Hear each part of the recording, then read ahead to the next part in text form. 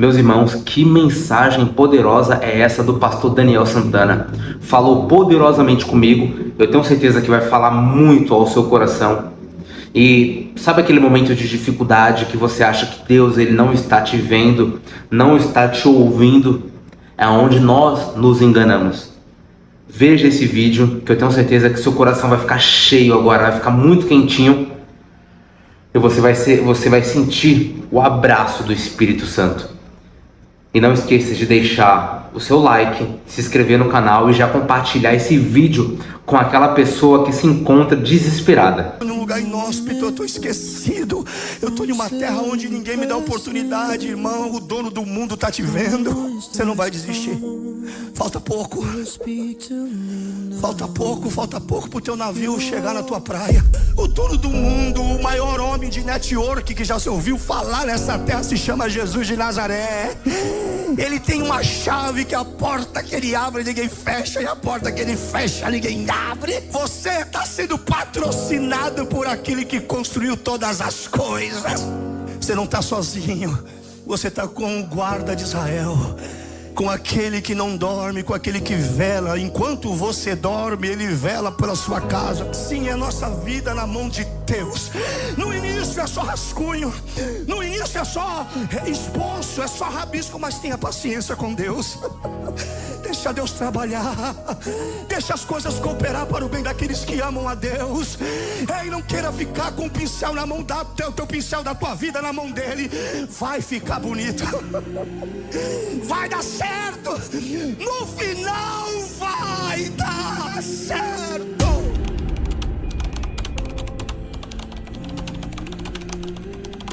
Romanos capítulo 8, versículo 28, está escrito assim: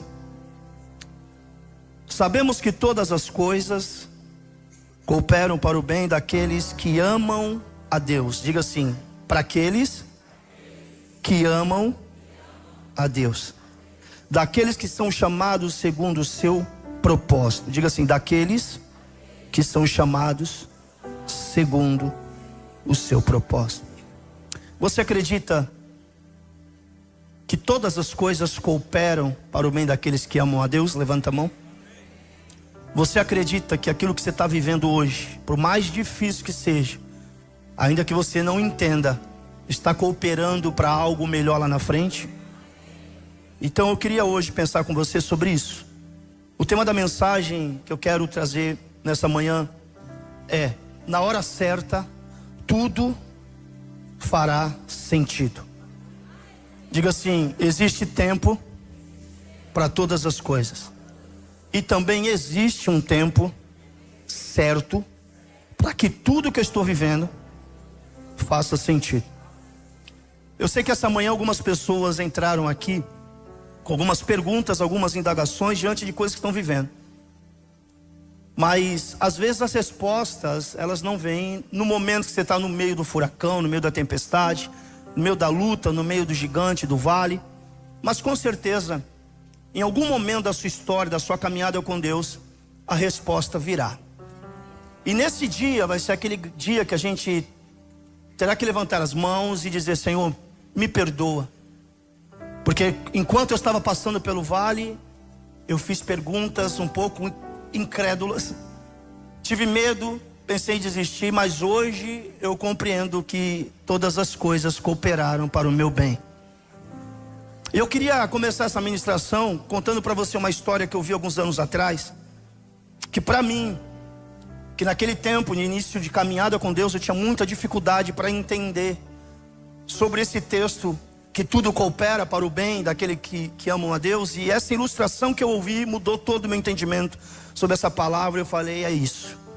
Eu queria que você prestasse atenção, porque eu tenho certeza que essa ilustração vai falar muito ao seu coração, e talvez vai te levar a um nível de percepção e entendimento do que Deus está fazendo na sua vida nesses dias. Essa história diz que existia um homem chamado Senhor da Gratidão. Era um homem que nunca tinha murmurado em nenhuma circunstância. O Senhor da Gratidão era conhecido porque ele era grato por tudo, desde as coisas mais simples da vida até as coisas mais complexas. Tudo que ele conquistava através do seu trabalho, aquilo que ele tinha como bem, aquisição, família, tudo ele agradecia. Mas o Senhor da gratidão, ele tinha um sonho. Ele tinha um sonho de viajar em um cruzeiro, em um navio. Era o sonho que ele tinha. Mas o Senhor da gratidão era muito humilde. Ele sabia que ele precisaria trabalhar muito, economizar muito dinheiro para poder realizar esse sonho depois de muitos anos. Mas como esse homem, ele é um homem que tem fé, crê no Deus da provisão, um homem que tem um coração grato, ele começou a trabalhar e começou a juntar o seu dinheiro para realizar esse sonho de fazer uma viagem em um cruzeiro. Diz essa história, essa ilustração, que passou algum bom tempo, esse homem conseguiu comprar a passagem para aquele cruzeiro somente para ele. A primeira coisa que ele fez, ele dobrou o joelho no seu quarto e agradeceu a Deus e disse: Deus, obrigado, porque o Senhor me deu saúde, o Senhor me deu condições, o Senhor me deu graça, sabedoria para eu administrar meu dinheiro. E eu consegui juntar pouquinho em pouquinho, vivi a revolução do pouquinho e consegui comprar a passagem para realizar um dos meus maiores sonhos. Quando esse homem chega para embarcar um navio, cada passo que ele dá pelos corredores até chegar no seu quarto, ele agradece a Deus e diz: Deus, obrigado, porque se eu estou aqui é um milagre. Toda a refeição que ele fazia, cada momento de lazer que ele tinha naquela navegação, ele agradecia a Deus. Se você encontrasse com o Senhor da gratidão naquele navio, você ia encontrar ele orando e agradecendo a Deus. Mas diz a história que no meio dessa navegação, o navio foi açoitado por uma grande tempestade e aquele navio veio a pique, afundou e quase todas as pessoas daquela embarcação morreram, com exceção o Senhor da gratidão. O Senhor da gratidão, ele conseguiu sobreviver segurando nos restos do navio, aquilo que estava boiando, nos destroços do navio. E ele ficou à deriva por muitos dias, em um vasto oceano, em um lugar inóspito, só cercado por tudo aquilo que tinha sobrado do navio e alguns corpos ainda flutuando ali na superfície das águas. E aquele homem, no meio do breu, ele levanta os olhos para o céu. Ele diz: Deus, obrigado, porque o Senhor me livrou desse naufrágio. O Senhor me conservou a minha vida. O Senhor não deixou eu morrer. Obrigado porque o Senhor cuidou de mim até esse momento. E aquele homem então ficou à deriva naquele oceano por mais alguns dias. Ele adormeceu segurando naquilo que estava mantendo ele na superfície do mar. E diz a história que de repente esse homem, ele despertou, ele acordou em uma ilha, nas margens de uma ilha. Quando ele abriu os olhos, ele viu que era uma ilha no meio do nada. E a primeira coisa que o Senhor da gratidão fez foi agradecer. Diga agradecer. Ele chegou naquela ilha, levantou as mãos, dobrou o joelho e disse: Deus, obrigado porque o Senhor me livrou do naufrágio. Obrigado porque o Senhor me livrou do mar e agora eu estou nessa ilha. Obrigado, Deus. Aquele homem então agora ele tem que começar a lutar para se manter vivo. Ele vai para as entranhas da ilha e começa a buscar alguma coisa para comer, começa a buscar alguma coisa para sobreviver. E ele vê algumas frutas, ele vê algumas coisas que pode comer, ele começa a caçar uns animais, ele tenta pegar alguns peixes, vai passando os meses, e ele vai se adaptando naquela ilha. E cada dia que ele consegue algo para o seu sustento, ele agradece a Deus e diz: Deus, obrigado porque o Senhor me conservou mais um dia, mais uma semana e mais um mês. E assim o Senhor da gratidão já está ali mais de um ano naquela ilha, muito bem adaptado, já conseguiu pegar experiência para caçar algumas coisas, mas ele ainda continua sobrevivendo e com esperança de voltar para casa. Diz a história que certa vez ele teve uma ideia de construir uma cabana, uma choupana, e ele sabia que ia custar um sacrifício muito maior de tudo que ele já tinha vivido até então, porque ele não tinha nenhum instrumento de corte.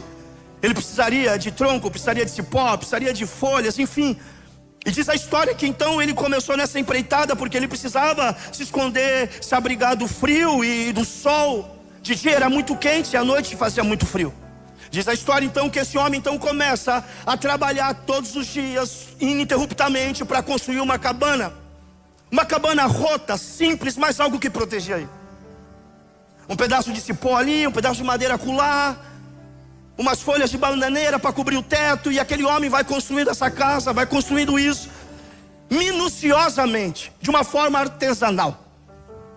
Quando chegou o dia que ele entendeu que a cabana estava pronta, o Senhor da gratidão dobrou o joelho diante da cabana E ele consagra essa cabana a Deus. E mais uma vez ele vai dizer: Deus, obrigado porque o Senhor me livrou do navio, o Senhor me livrou do mar, o Senhor fez eu sobreviver nessa ilha, e o Senhor me deu saúde, condições, sabedoria para construir a minha casa no meio desse lugar que não mora ninguém, mas eu consegui um abrigo aqui, obrigado. E ele consagra aquela cabana.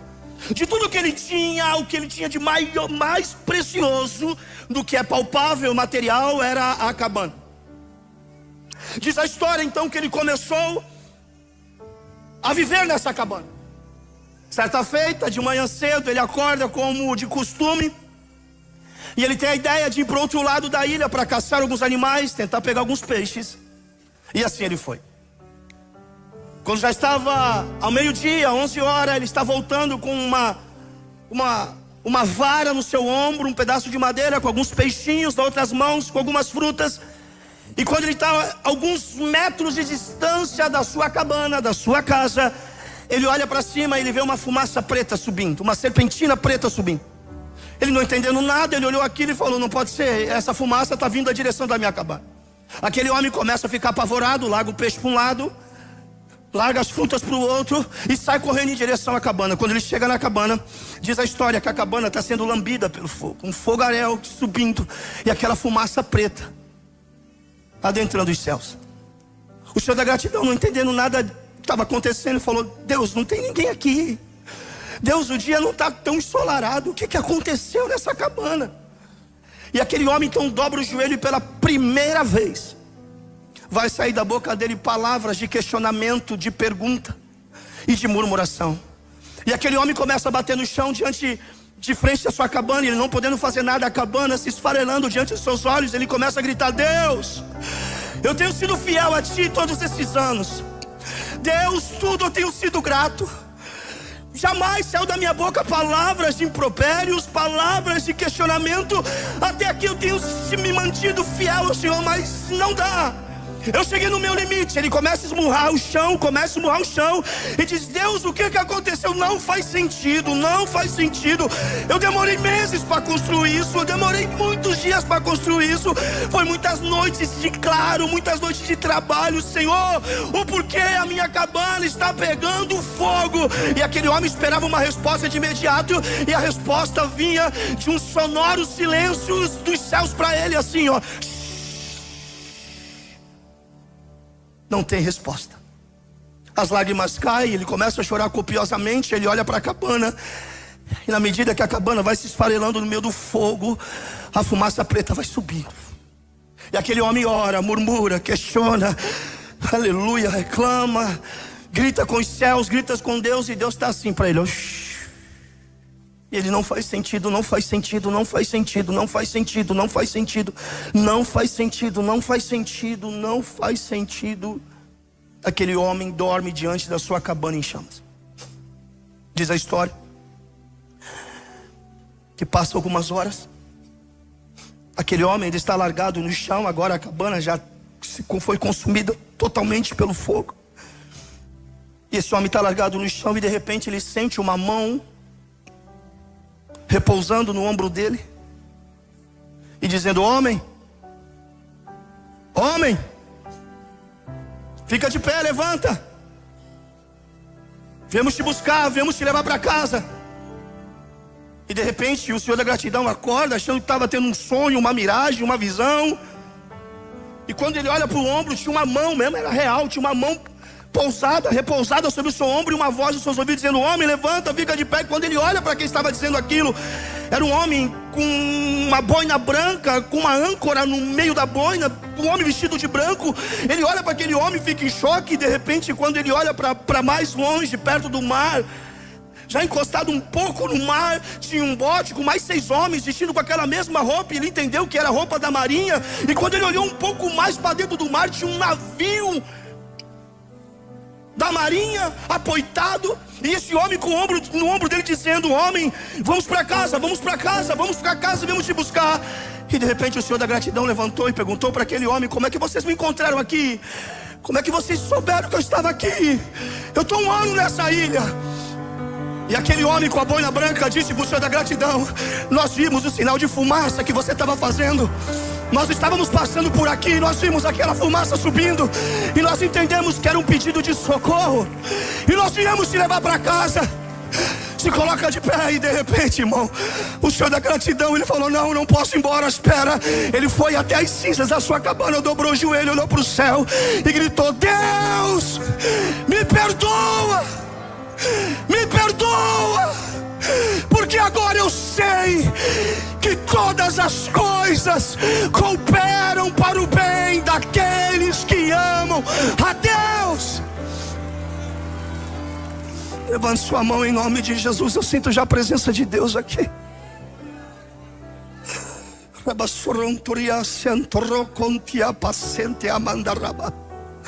Eu sei que não é fácil quando nós estamos diante das nossas cabanas em chamas.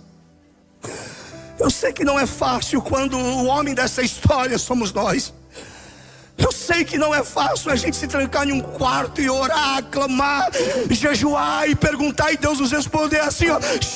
Eu sei que não é fácil, mas eu vim hoje tentar te ajudar, irmão, nesse vale que tu está passando, através da palavra de Deus, e dizer para você: aguenta firme, deixa a fumaça subir, deixa a cabana descer, porque já já o navio vai se aproximar. Nesses dias Deus vai fazer alguma coisa vai acontecer. Nenhum sofrimento vai durar a vida toda, nem o deserto vai durar a vida toda. A porta não ficará fechada a vida toda. Essa doença não vai te consumir a vida toda. Só estou pregando para alguém essa manhã que reage em nome de Jesus. Deus te trouxe essa manhã para dizer para você: na hora certa tudo vai fazer sentido. Na hora certa essa doença vai fazer sentido. Na hora certa essa porta fechada vai fazer sentido. Na hora certa esse desastre, o que está acontecendo na sua vida, na hora certa tudo vai fazer sentido. Mas eu sei, enquanto não chega o navio não é fácil, porque é muito difícil a gente aceitar ou entender quando as nossas cabanas pegam fogo. A gente entra em desespero porque só conseguimos olhar para agora. A gente só olha para as cinzas, a gente só olha para o que está dando errado, a gente só olha para aquilo que não deu certo, para aquilo que saiu do nosso controle, e a gente entra no desespero. Um dia que Deus me deu essa mensagem, eu consegui entender algumas coisas. Todas as vezes que a gente entra desesperado diante de Deus, Deus continua do mesmo jeito, sentado em um alto e sublime trono, tranquilo. Aí eu falo: Deus, mas eu tô desesperado, olha aí, a cabana está pegando fogo, está dando tudo errado, para mim não faz sentido. E Deus continua sentado em um alto e sublime trono. Aí Deus falou para mim: filho, sabe por que você se desespera e eu não? Porque o teu olhar é limitado no presente. Você só olha para o que está acontecendo agora. Eu não estou olhando para a cabana pegando fogo, dando abraço na sua família. Eu não estou olhando para a porta que está fechada, filho, hoje, agora. Eu estou olhando para aquela que está se abrindo amanhã. Eu não estou olhando para as pessoas que estão saindo da sua vida agora e isso está fazendo você sofrer. Eu estou olhando para o espaço que está, aleluia, acontecendo, se abrindo, e outras pessoas lá na frente chegando para te ajudar. Ser bênção na tua vida. Aí, meu irmão, deixa eu te falar uma coisa. Eu não sei se eu vou conseguir pregar essa mensagem até o final, mas os poucos minutos que eu pregar aqui, deixa eu te falar: a tua vida não é um barco à deriva, sem capitão, sem leme, sem direção. Você pode estar enfrentando os piores momentos da sua vida, mas Deus está no comando da tua história. O teu futuro não está nas mãos do diabo, o teu futuro está nas mãos de Deus. Os teus filhos, a tua família, o teu casamento, a tua empresa. Eu estou pregando para alguém aqui essa manhã.